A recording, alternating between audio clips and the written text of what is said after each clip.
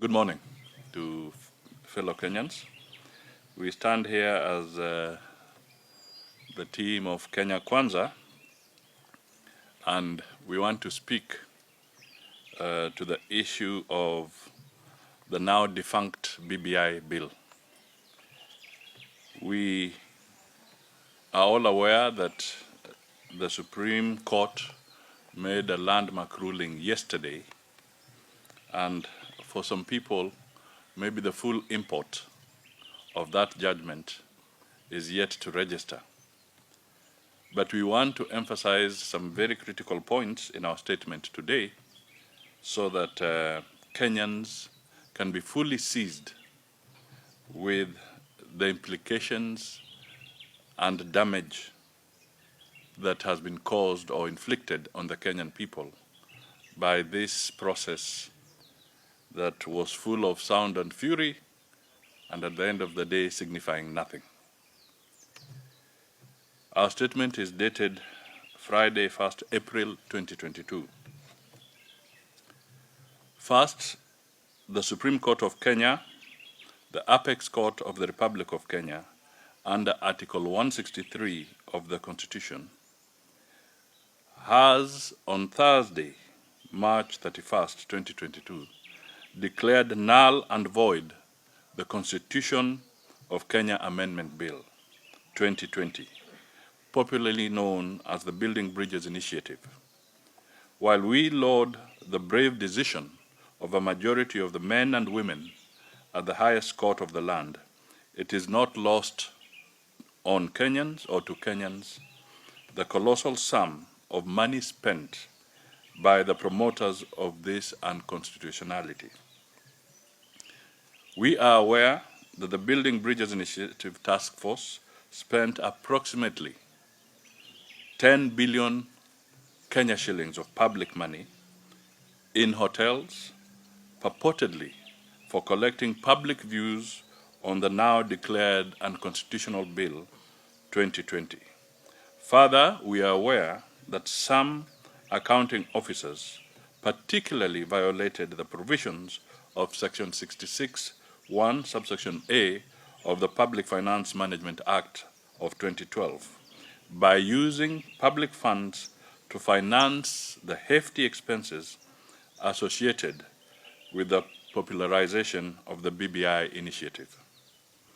It is important to note that public funds used in the constitutional process were not appropriated by the National Assembly for the purpose, but were rather an illegal diversion of public funds by some public officials who decided to use their offices to finance politics contrary to the Constitution and the Public Finance Management Act of 2012. We wish to remind the handshake duo and BBI promoters who misused their offices in diverting public funds to the BBI initiative that they are accountable to the public for their illegal decisions and actions as per Article 73(2)(d) of Chapter 6 of the Constitution. Further, Article 226(5) of the Constitution states clearly that if the holder of a public office directs or approves the use of public funds contrary to the law, the person is liable for any loss arising from that use and shall make good the loss, whether the person remains the holder of the office or not. The other key thing is that we want and we are going to call through the legal processes for the audit of the BBI bill. Article 201 of the Constitution on the principles of public finances requires that public money shall be used in a prudent and responsible way.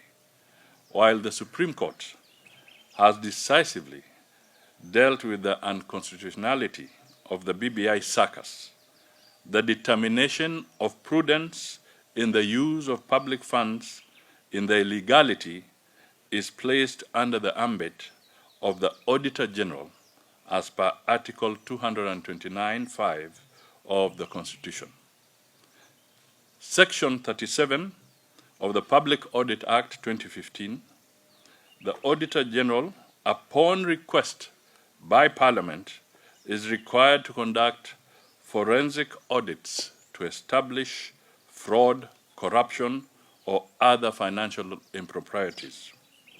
Our members at the National Assembly are moving a motion compelling the Auditor General to undertake a forensic audit on all public funds spent in the illegal process from inception to date.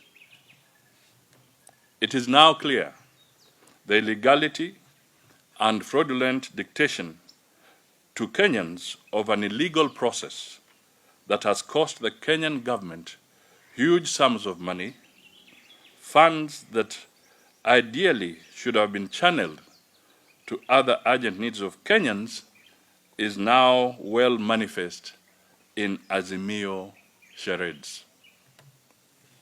It is evident that the same arrogance meted upon Kenyans on BBI is well coined in Azimio, where public funds are corruptly and brazenly used to fund Azimio campaign activities. Time has come for change. The said change can only manifest through the ballot. Kenyans must reject the disrespect being advanced to them by those seated in higher offices. We in Kenya Kwanza Alliance reiterate our commitment to stand with the judiciary. We salute the brave women and men who braved the odds of the day and delivered a judgment well coined within the law and more specifically standing with Kenyans. It is important to note that the BBI, as crafted, would have cost Kenyans an upward of an additional 5.65 billion Kenya shillings annually to implement. We laud the judges for upholding the rule of law and sanctity of the Constitution. We reaffirm our resolve to actualize Article 173 of the Constitution on the Judiciary Fund.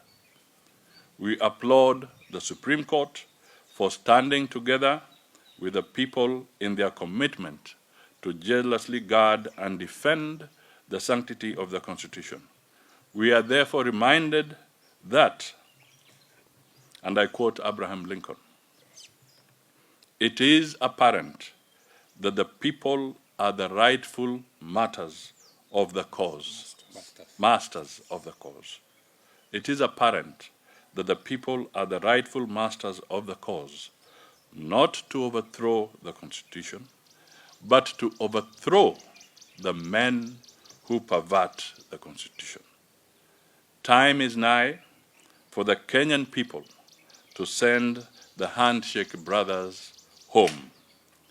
We have a date with them on the 9th of August, 2022, when we enter the ballot booth. It is clear that the handshake reggae has been stopped and time for the Kenyan people to be serenaded with the tunes of changing the economy, the tune capsulated in the new dance, the dance to make Kenya a safe haven for all, a just society, and one that each Kenyan has their dignity intact and takes pride in. We in Kenya Kwanza are committed to lead Kenyans to dance the new tune. We are committed to ensure each Kenyan has their dignity intact. This can be realized through the blueprint that does not neglect the downtrodden or the bottom-trodden and ensures all Kenyans have money in their pockets. God bless Kenya, and this is Kenya Kwanza Alliance. Thank you. Thank you very much. Excellent. I think that's enough. Asanteni sana. Thank you. Have a good day.